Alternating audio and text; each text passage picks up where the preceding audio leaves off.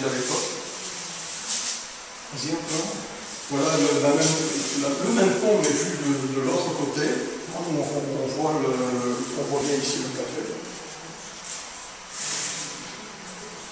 Et en 1932, bien, cette fameuse usine qu'on a parlé tout à l'heure, on ne sait pas.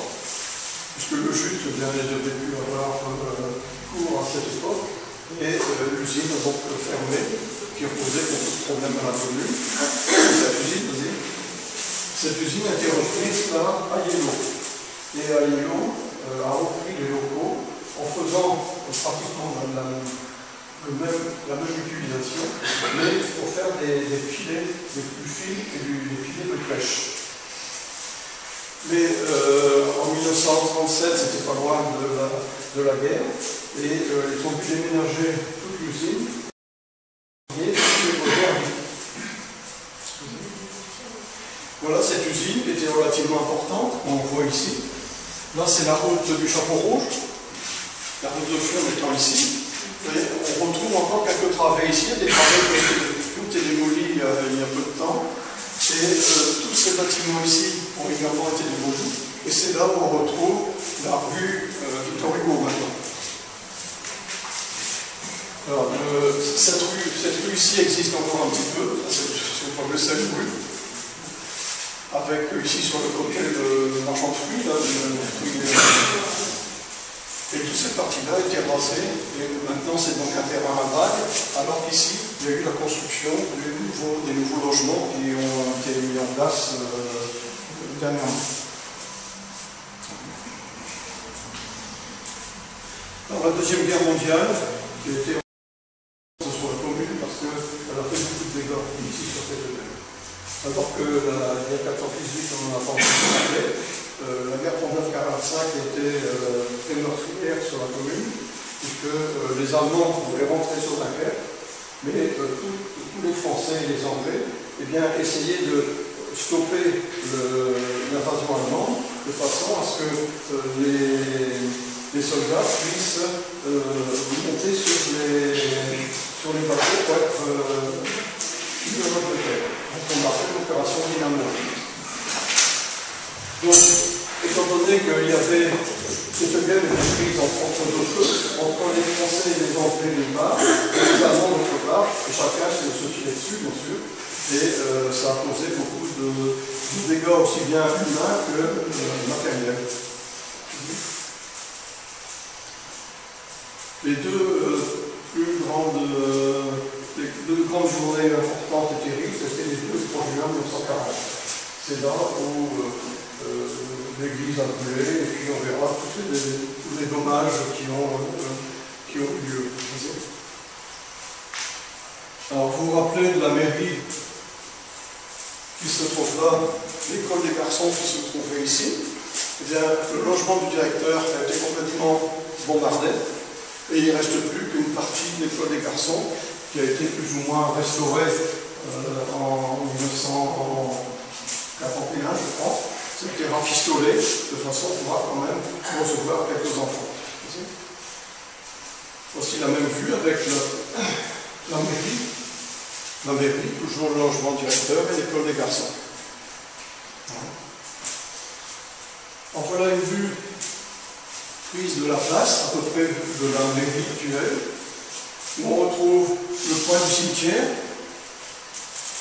ici, le point du cimetière, la mairie, donc, vous pouvez la situer maintenant par rapport à l'ensemble que je vous ai donné tout à l'heure. Le fameux café, il reste pour moi. Voilà l'église qui a été incendiée ça doit être le 2 juin 40. Et d'après ce qu'on m'a dit, c'était une bombe qui venait du camp de Fincook, là, comme de l'usine du Fort des Dunes. Oui. Donc ce serait a priori les Français qui auraient détruit l'église. Mais quand on tire sur les Allemands, on ne sait pas où la bombe va tomber. Hein. Puis là, malheureusement, elle est tombée sur l'église a pris feu, elle s'est écroulée petit à petit. Voilà ce qui en restait. Alors, Donc, il paraît aussi que les Allemands auraient récupéré pas mal de matériaux de cette église pour y construire, entre autres, le fameux mur de l'Atlantique. Hein, donc, ils récupéraient tout ce qu'ils pouvaient comme matériaux ici et là.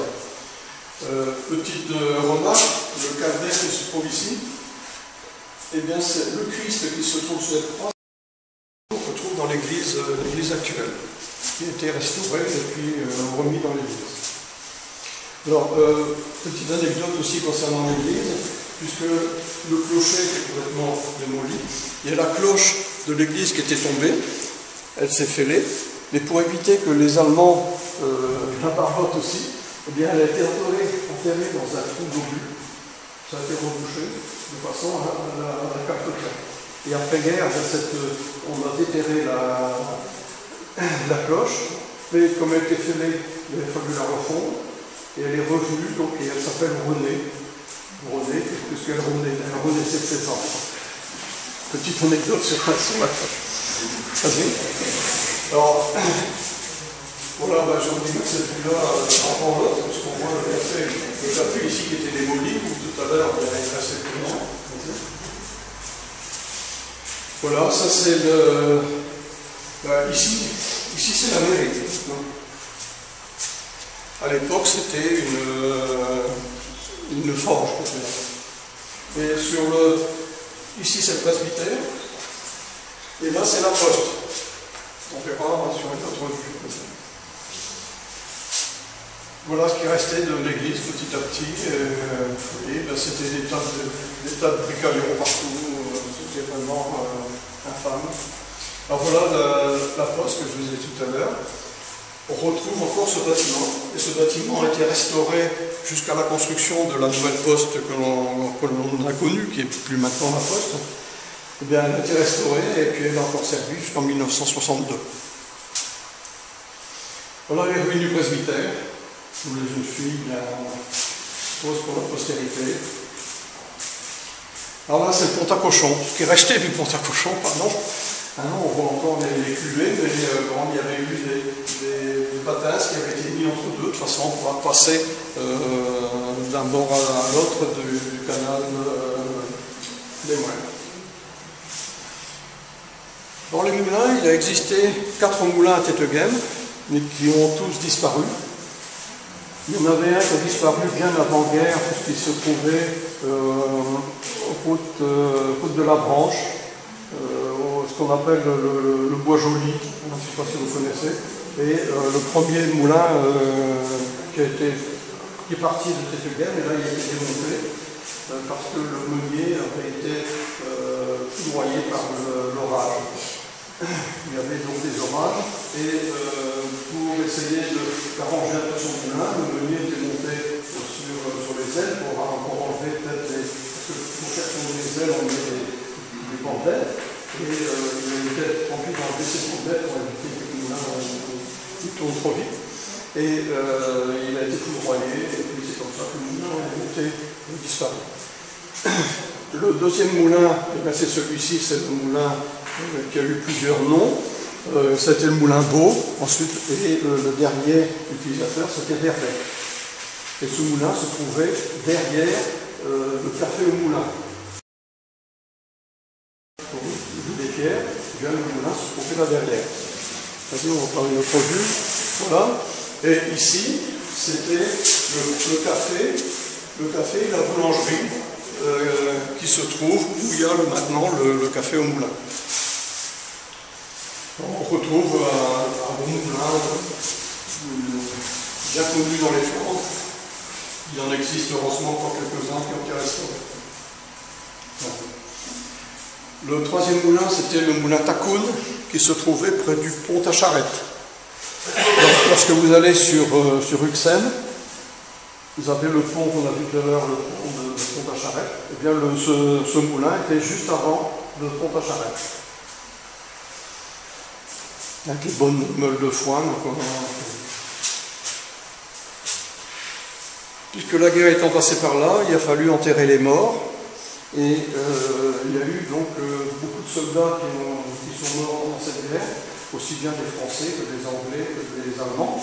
Et il y a eu un cimetière militaire qui a été mis en service à cette